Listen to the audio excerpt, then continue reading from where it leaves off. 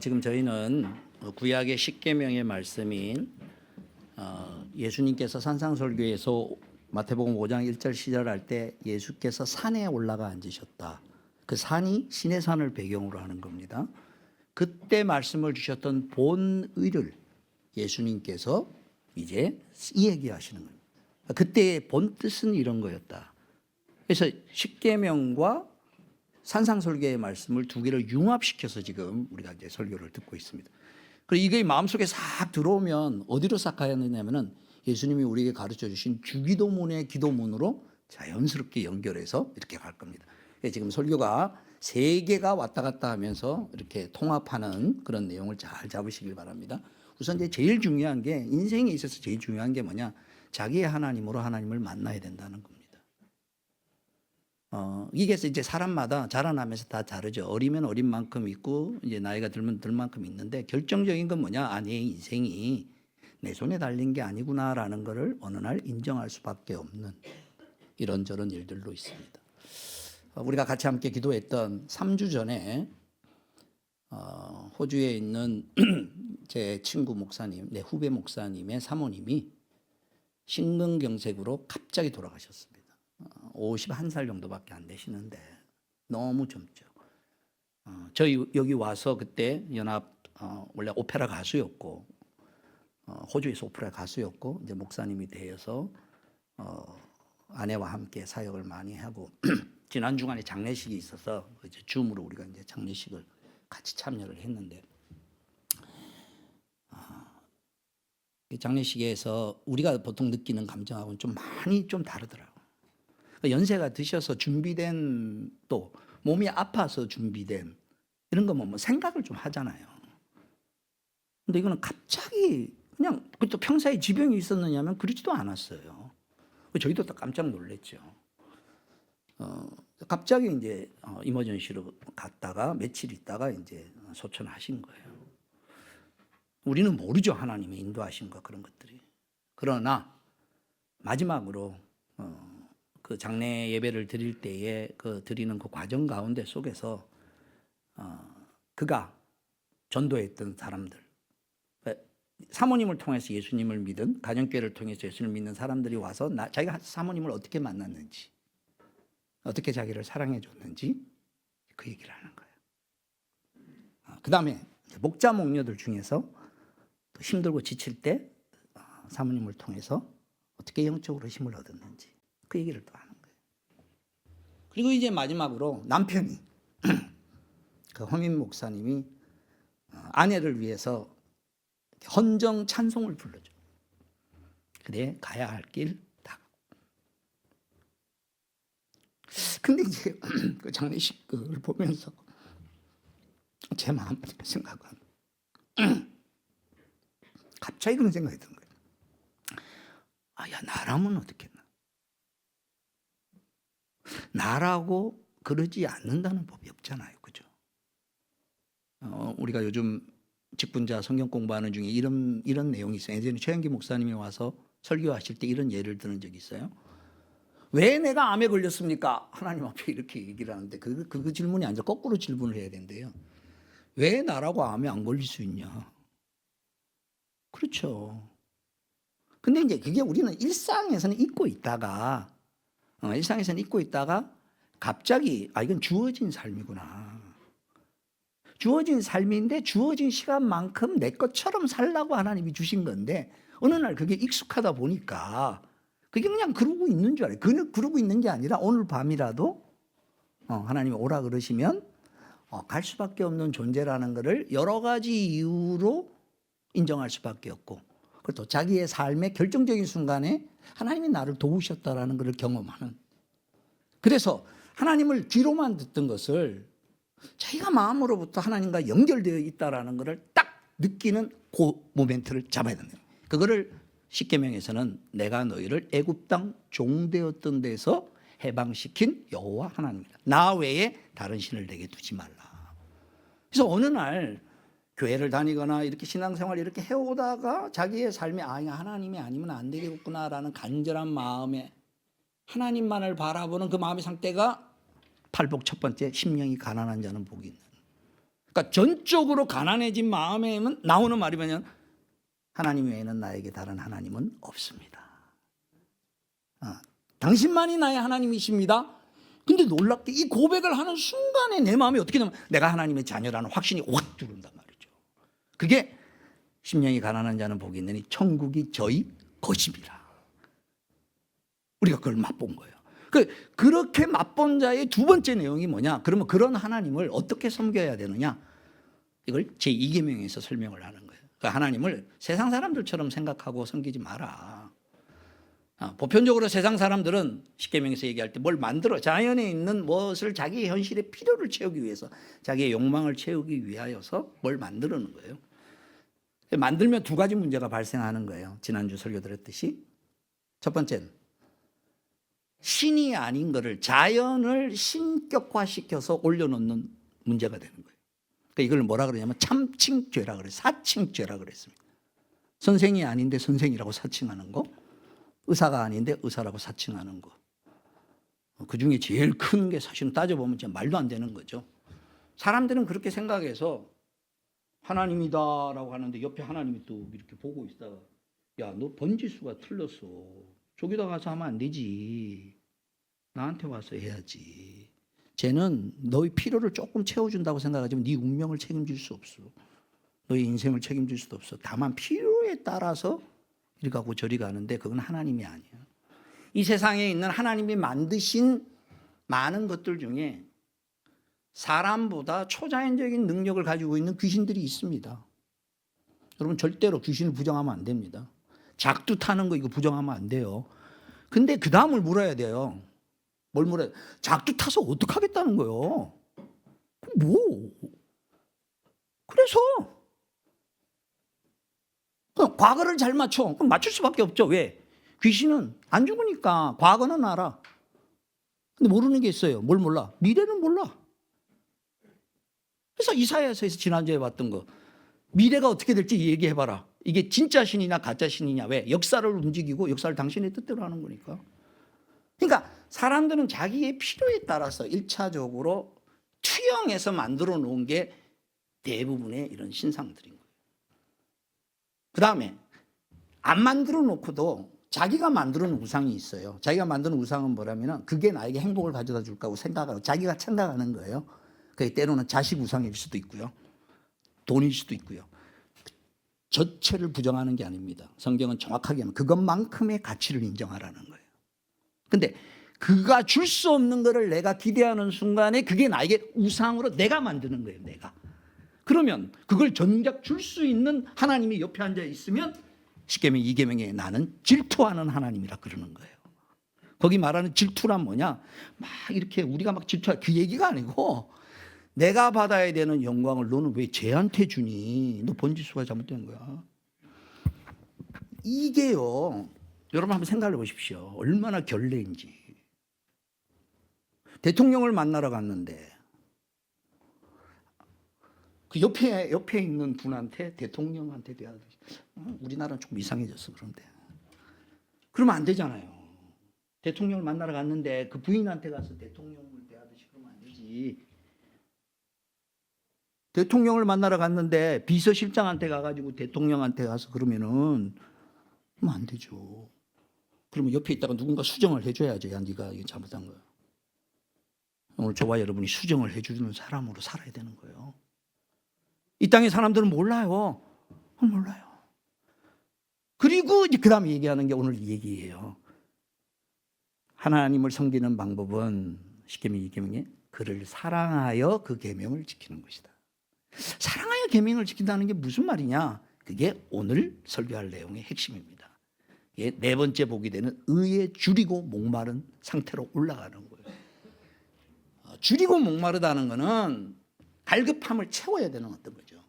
근데 이 땅에 있는 모든 것들은요, 채우면 채울수록 허기를 진다는 걸 아십니까? 채우면 채울수록 허전해진다는 걸 아십니까? 처음에 돈이 없어가지고 막 이렇게 막 돈에 막 쪼달리고 뭐 이렇게 그냥 뭐 어음 막아야 되고 뭐 이렇게 카드값 막아야 되고 막 얼마나 힘들어요. 근데 어느 만큼 다 채워졌어. 그럼 감사하죠. 근데 그렇다고 그 만족의 기쁨이 더블로 뛰느냐? 감사는 하죠. 평안은 하죠. 그러나 그것만큼이에요. 왜? 우리 하나님이 우리를 너무 고급하게 지어줘서 우리의 영혼의 상태가 그 정도로 채워져 가지고는 배부름이 없어요. 그거는 소금물처럼 계속해서 우리 인생에 있는. 그래서 앞에 붙은 게 있어요. 의에 줄이고 목마른 자. 그러니까 의 빼고 의에 갈로 치고 하나님의 의, 하나님의 생각, 하나님의 계획, 하나님이 이루는 방법, 지혜, 하나님께 속한 것 싹 빼고 그 안에 무엇을 넣어도 배부름은 없습니다. 자, 그러면 뭐냐? 하나님께서 우리에게 가르치는 거예요. 하나님 아버지께서 우리로 하여금 예수를 믿고 신앙생활을 한다는 것은 3단계의 축복을 먼저 주십니다. 저와 여러분 1단계, 2단계는 많이 왔어요. 근데 2단계에서 3단계로 넘어가는 게 오늘 말씀의 핵심. 줄이고 목마른 삶. 하나님의 생각과 하나님의 계획에 인생이 달라집니다. 오늘 한번 딱 설교 들으러 오신 분들은 횡재한 겁니다. 오늘 이 말씀에 인생이 확 바뀌어지는 하나님의 말씀 앞에 우리가 딱 섰으면 참 좋겠습니다. 세상의 모든 종교는 자기가 필요할 때, 물론 우리도 교회 나올 때 그런 분들이 있어요. 아파가지고 교회를 나온다든지 있어요. 자기의 필요에 따라서 이렇게 출발을 해요. 근데 그 필요가 채워지면 그 다음 어떻게 되느냐? 시들해지는 거예요. 근데 성경은 그렇지 않아요. 하나님은 뭐냐? 사람이 찾아가는 종교가 아니라 하나님이 우리를 찾아오는 종교입니다. 마치 부모가 자식을 낳았을 때 자식의 필요한 것과 먹을 것과 입을 것 모든 것을 부모가 제공합니다.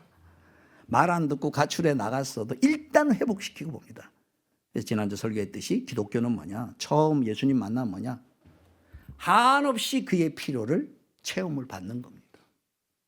현실의 필요든 정신적인 것이 됐든 외로운 것이든 뭐든 하나님 가리지 않습니다. 누구든 하나님 외면하지 않습니다. 심지어 원수라 할지라도 그가 돌이켜 하나님 도와주세요 하면 도와주시고. 왜? 당신의 자녀니까. 당신의 자녀와의 관계성 속에 있습니다. 그러면 보십시오. 부모가 자녀를 위하여 준비합니까? 자녀가 부모를 위하여 준비합니까? 어릴수록 부모가 자녀를 위해 준비하죠. 그걸 멋지게 보여준 게 하나님께서 이게 진짜 신이야, 이게 진짜 부모야 라고 첫 번째로 보여준 사건과 스토리가 뭐냐? 에덴 동산에서 아담과 하와를 처음 만났을 때 하나님이 예비해 놓으시고 그에게 채워주신 내용들입니다. 그래서 하나님이 처음 사람 만나서 어떻게 했느냐? 그 원리를 그대로 오늘 저와 여러분의 삶 가운데 하나님은 그대로 행하십니다. 아담을 대하듯이 저희들을 그렇게 대한다는 거예요. 자, 첫 번째가 뭐죠? 에덴 동산을 다 만드시고 난 다음에 그 다음에 공통되는 말이 있습니다. 축복하시고 복 주시기로 작정하셨다는 겁니다. 그러니까 잘 되기를 바뀌었.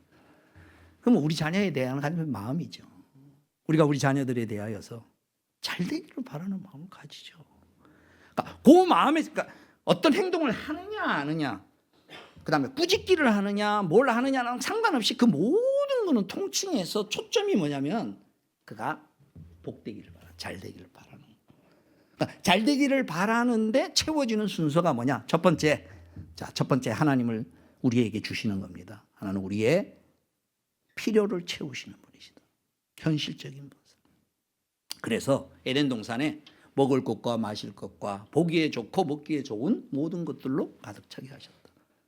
생육하고 번성하고. 그러니까 쉽게 말해서 삶의 기본적인 것들이, 물론 아담은 좋은 상태에서 출발, 우리하고는 달라요. 유일하게 이 땅에서 피조물로서 결혼할 수 있는 나이로 딱 태어난 게 아담과 하와입니다. 나머지 모든 사람은 어린애부터 자라고 이렇게 가는 거예요. 그리고 유일하게 태어나자마자 어떤 직업을 가야 될지도 딱 하나님으로부터 부여받은 것도 아담과 하와입니다. 그래서 첫 번째, 오늘 예수님을 믿고 신앙생활을 하는 걸 통하여서 저와 여러분 한번 돌아보십시오. 이미 저와 여러분 많이 경험하고 있습니다. 그리고 이게 필요한 사람들에게 이걸 저와 여러분이 채워줘야 합니다. 먼저 내가 체험받은 사람으로서 첫 번째 채워지는 건 뭐냐? 돌보아 주는 겁니다. 하나님이 그를 돌보아 주는 겁니다. 먹을 거 있으면 먹을 거 없으면 먹을 거 먹이고, 외로우면 같이 있고 채워주고. 그래서 첫 번째 그가 경험하는 건 뭐냐? 돌보시는 하나님을 경험하는 겁니다. 그 돌보시는 하나님을 경험하는 가장 좋은 하나님이 만들어 오신 방법이 뭐냐? 부모를 통하여 자녀들이 공급받게 하나님이 패밀리 시스템으로 만들었다는 겁니다. 그래서 아이들은 어려서 태어나서 나를 먹이시는 분이 있고, 나랑 놀아주는 분이 있고, 나의 필요를 예비하는 분이 있고, 내가 잘못하면 나를 혼내는 분이 있고. 그래서 어릴 때 이렇게 우리가 훈육하고 우리가 하는 거는요, 하나님을 대행하는 겁니다. 왜? 내 자녀는 내 자녀이기도 하지만 궁극적으로는 내가 걔와 가까이 있는 것보다 걔와 하나님이 더 가까이 있습니다. 이걸 아셔야 됩니다. 그래서 내가 내 식으로 사랑해서는 안 됩니다. 사랑하는 마음을 가지되 나는 부모를 통하여 하나님에 대한 이미지를 그 아이가 어려서부터 형성해가는 거예요. 나를 돌보시는 분이 있고, 나를 채우는 분이 있고, 나를 징계하는 분이 있고, 그래서 나이가 들어서 이제 드디어 나를 그렇게 인도하시는 하나님을 찾게끔. 첫 번째 채워주셨습니다. 두 번째 채워주신 말씀이 뭐냐? 자, 창세기 2장으로 가보죠. 두 번째, 셋째는 이거는 이제 봐야 되니까 한번 보시겠습니다. 창세기 2장 15절부터 읽겠습니다. 자, 15절. 주 하나님이 사람을 데려다가 에덴 동산을 두시고 그곳을 맡아서 돌보게 하셨다. 이렇게 했습니다. 자, 두 번째 뭐냐? 일감을 주셨습니다. 사람이요, 일을 해야 사람이 힘이 나요. 자기에게 걸맞는 일을 해요. 또 그 일의 결과와 효과가 좋아야 보람과 가치를 느끼거든요. 두 번째, 하나님이 채워주신 중요한 삶의 내용은 뭐냐? 그의 삶의 가치를 채워주신, 이걸 사명이라고 그럽니다. 그가 어떤 직업을 가졌다, 어떤 일을 하든지 간에 그 일을 통하여서 자기의 존재의 가치를 드러내는 거예요. 근데 존재의 가치를 드러내는 목표가 뭐냐? 여기 보니까 잘 맡아서 돌보게 하셨다는 거예요. 그러니까 이걸 에덴 동산을 잘 다스리라, 이렇게 표현을 한 거예요. 그 뜻은 뭐냐? 두 가지 뜻입니다. 첫 번째는 영어로 표현하면 keep, 유지하는 것. 두 번째는 make abundant, 풍성하게 만드는 것. 자, 이게 뭐냐?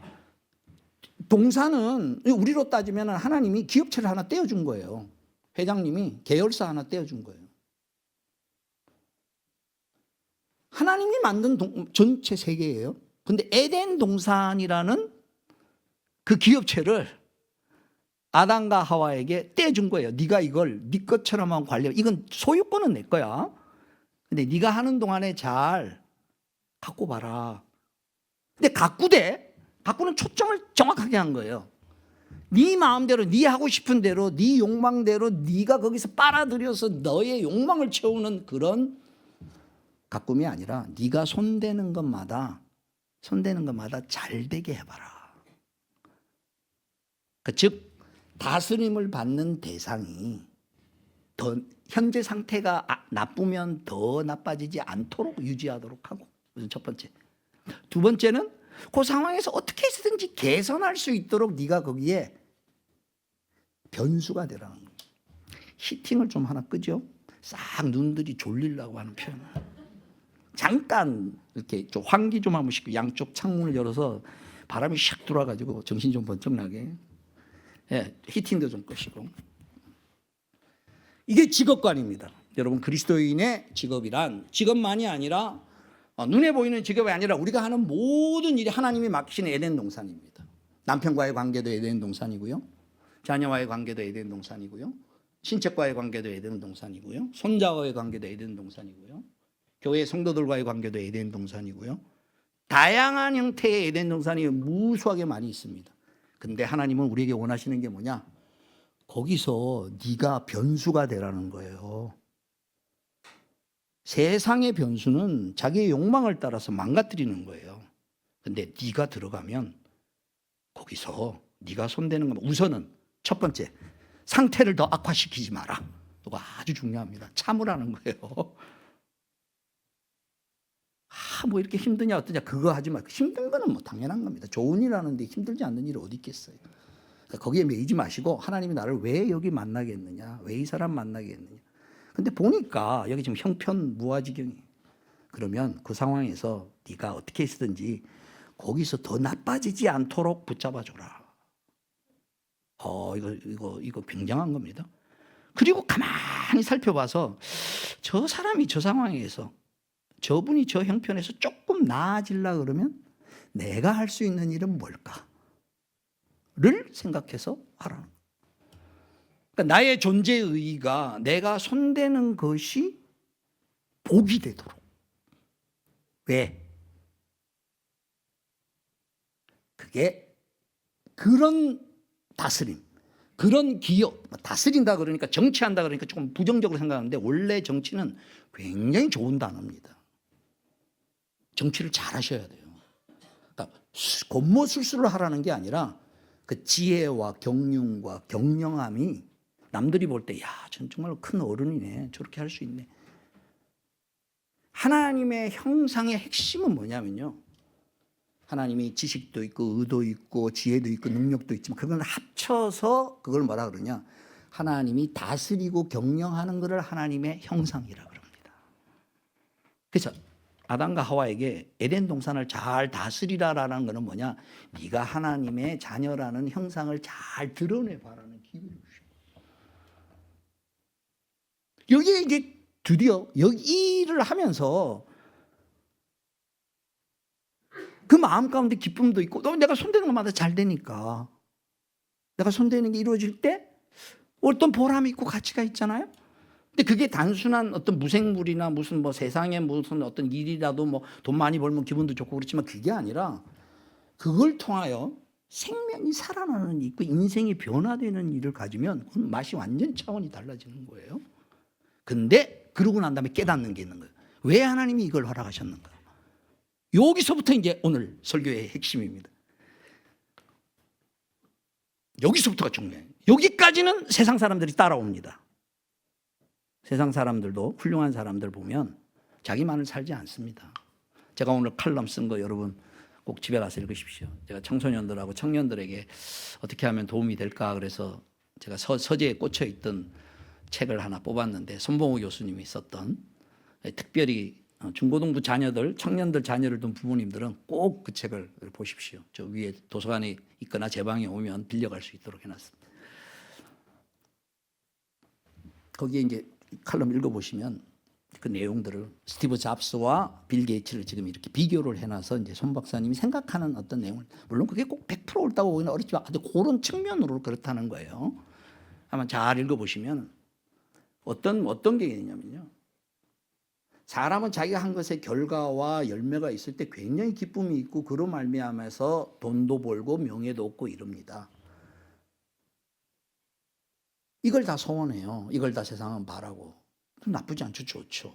근데 하나님은 그 정도로 만족하지 않으세요, 우리에게. 그건 하나님이 내신 일반 은총 가운데 누구든지 하나님을 믿는 사람이나 안 믿는 사람이나 성실하고 건강하게 살면 그렇게 될 가능성이 꽤 높아요. 그런데 그 다음 죽어도 못하는 것을 하나님이 우리에게 주시려고 그러는 거예요. 예수 믿는 사람만이 가지는 걸 주시려고 그러는 거예요. 이걸 딱 뒤집는 게 뭐냐, 잘 보세요. 내가 맡은 상황, 에덴 동산이라는 상황, 자기를 맡았어요. 지금은 많이 망가졌어요. 오늘 저와 여러분의 삶의 환경은 죄를 짓고 난 다음에 가시덩굴이 일어나고 이랬듯이 뭐 산업사회나 여러 가지로 어려움이 있어요. 근데 처음에 아담이 에덴 동산을 맡았을 때는 하나님 보시기에 매우 좋았다 그랬어요. 그 결격 사유가 없어요. 결격 사유가 없지만 그걸 맡아서 잘 가꾸라는 말의 의미가 풍성하게 만들어낸 뜻은 뭐냐, 가능성을 심어놨다는 거예요. 마치 꽃이 활짝 핀 상태와 꽃을 심어 놓은 상태하고는 다른 거예요. 질은 같은데 거기에 적당하게 물도 주고 햇볕도 주고 뭔가 작동이 되면 꽃을 피우는 거예요. 오늘 저와 여러분은 주변에 있는 모든 것들을 보면서 그게 뭐 일이 됐든 사람이 됐든 상관없습니다. 내가 처음 맡았을 때의 상황보다 내가 그만둘 때의 상황이 꽃이 피는 단계로 올라갈 때 중요한 건 그 일을 하면서 우리가 큰다는 거예요. 그렇게 키우는 사람으로 내가 변한다는 거예요. 처음에 신입사원이 될 때는 뭘 모르죠. 시키는 거 하죠. 한 10년, 20년쯤 지나면 그 일을 잘했다고 승진을 하는데 승진해서 돈 많이 벌고 위치에 올라간다는 게 중요한 게 아니라 네가 5사람한테 좋은 걸 줬던 영향력을 이제는 100사람한테 좋은 영향을 주라라고 해서 승진인 거예요. 많은 사람들에게 많은 걸. 그 일을 하면서 하나님이 관심이 있는 거는 뭐냐? 그 일의 결과는요. 하나님 말 한마디면 모든 게 다 끝나요. 우리 보고 하라고 그럴 필요가 없어요. 차라리 애들 시키는 것보다 내가 하는 게 편하지. 하나님이 지금도요. 구원하시기로 작정하시면 돌들을 들어서도 아브라함의 자녀로 만드십니다. 무에서 유를 만드셨듯이 하나님의 말씀 한마디면 온 세상이 돌아옵니다. 근데 굳이 그걸 우리 보고 하라 그래요. 우리 보고 하나님 자녀 보고. 그 이유는 뭐냐? 그 일을 하면서 내가 커라는 거예요. 내가 그 상황을 붙들고 어떻게 하면 좋지? 어떻게 하나님의 뜻이지? 내가 어떻게 헌신해서 이걸 살려내야지?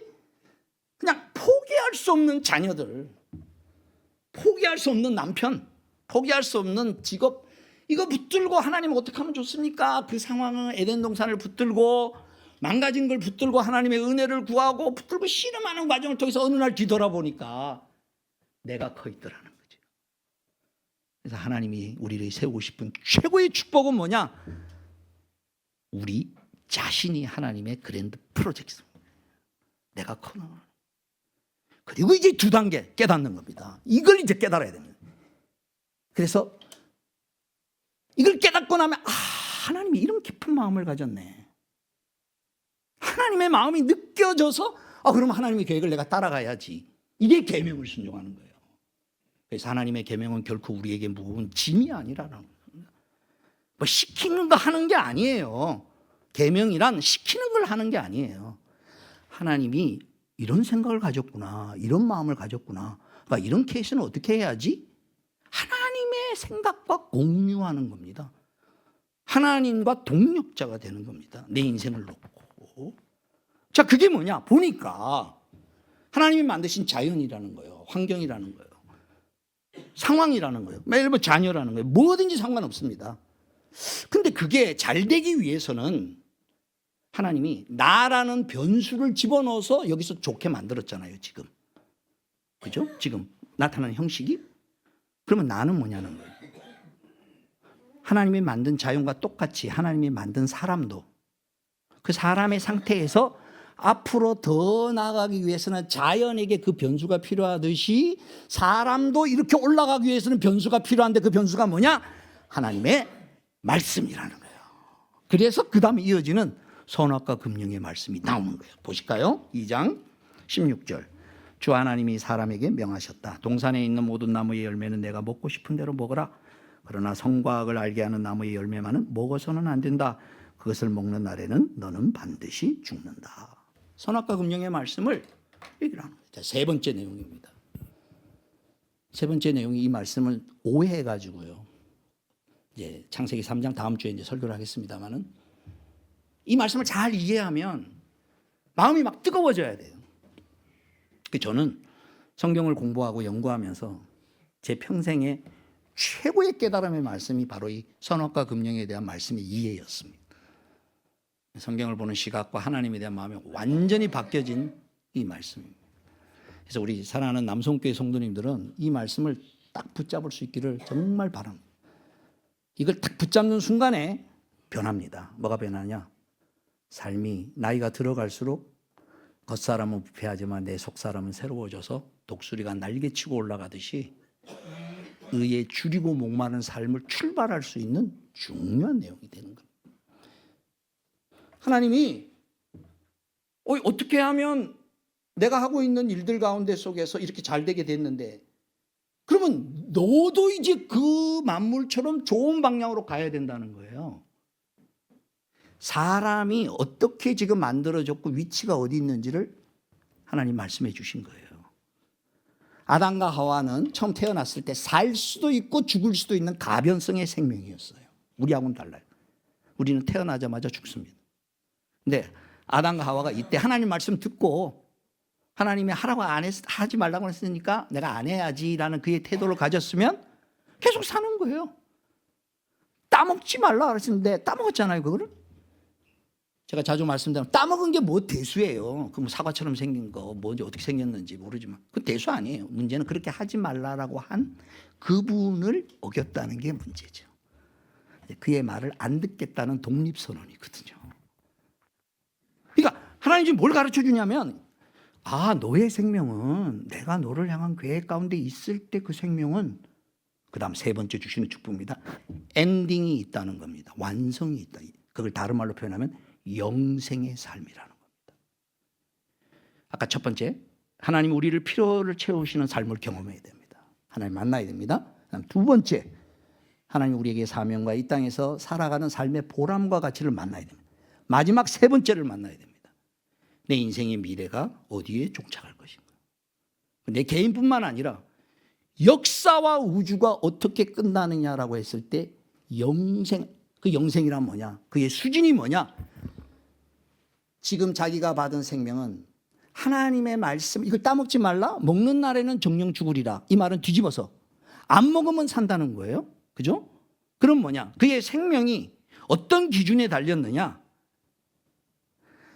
하나님이 말씀하신 것에 대해서 어떻게 반응하느냐에 따라서 죽느냐 사느냐가 결정된다는 거예요. 그래서 그게 선과 악이라는 거예요. 그래서 나무 이름을 선악과라고 지은 거예요.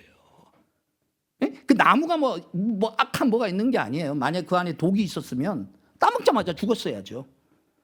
근데 안 죽었잖아요. 그죠? 그러나 따먹는 순간에 그건 죽었어요. 그의 정신 상태가 죽어버렸단 말이죠. 왜? 죄를 범했으니까 이제 두려워하는 거예요. 싫는 거예요. 다시 이제 말씀을 정리합니다.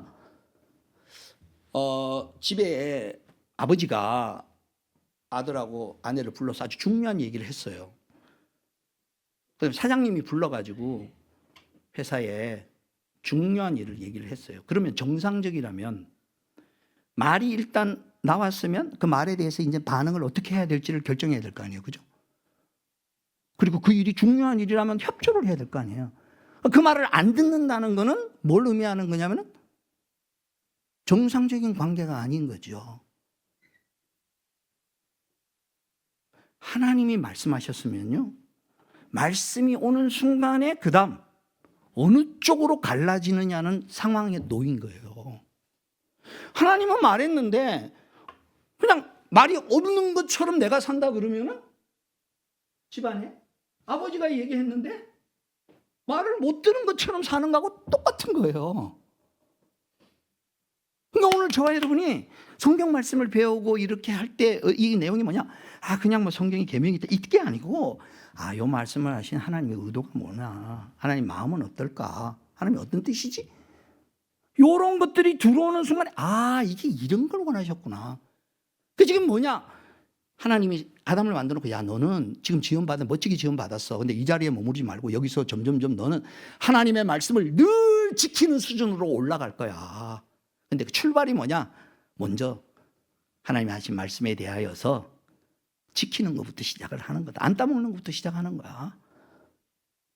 그러니까 자기가 앞으로 결정하고 생각하고 말하는 모든 게 예수님처럼 우리가 이제 변화되어 나갈 건데, 우리가 나중에 구원을 얻을 완성에 이르렀을 때는 아담의 수준으로 가는 게 아니에요. 아담과 하와는 타락했잖아요.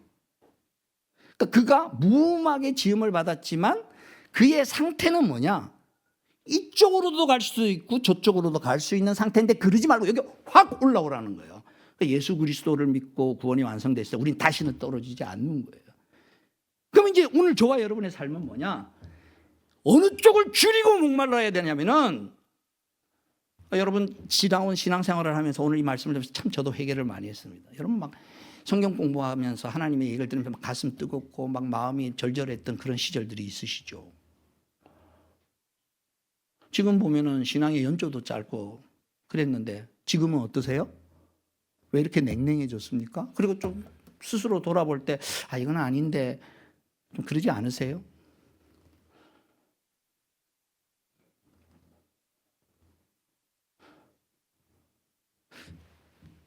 시간이 지나가면 지나갈수록 막 그냥 그렇게 사는 거지 뭐 신앙생활하는 게 별거 있을까?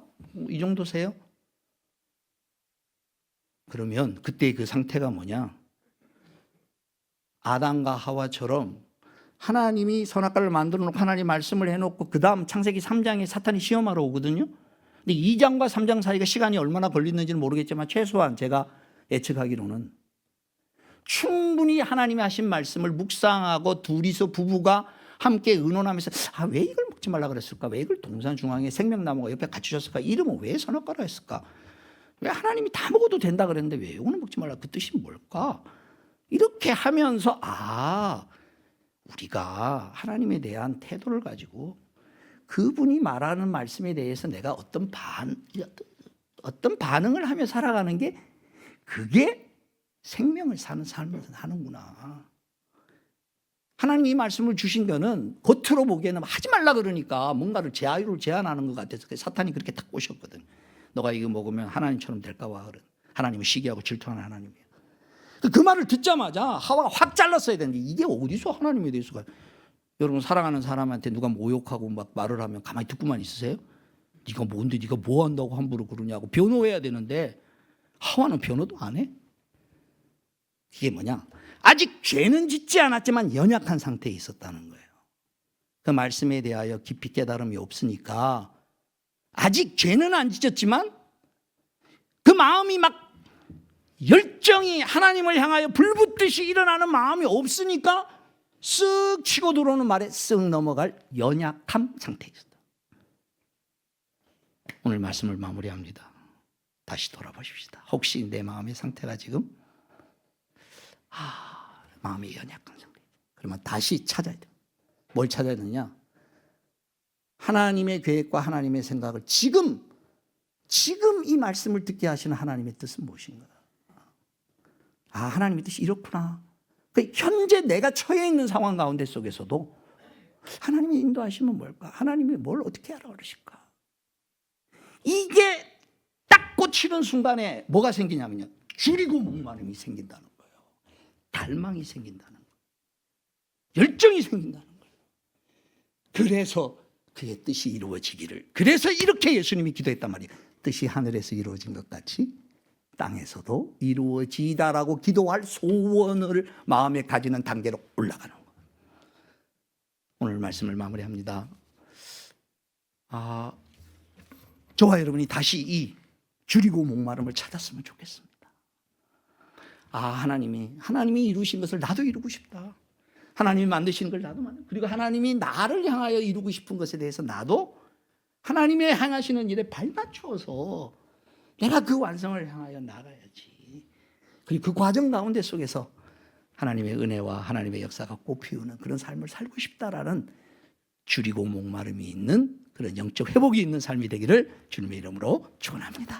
기도하겠습니다. 주신 말씀 생각하면서 하나님, 올해가 가기 전에 하나님 우리 마음을 주께로 향하게 하시고 더 나아가서 줄이고 목마름 있는, 너무 좋아서 하나님 이런 뜻이었군요. 하나님 지나온 세월을 돌아보니까 하나님 이렇게 인도하셨군요. 다음 단계의 인도가 어디일까요? 라고 그분의 마음을 주님 붙들고 나가는 마음이 되도록 이 시간 하나님 앞에 헌신하며 결단하며 나가겠습니다. 기도하겠습니다.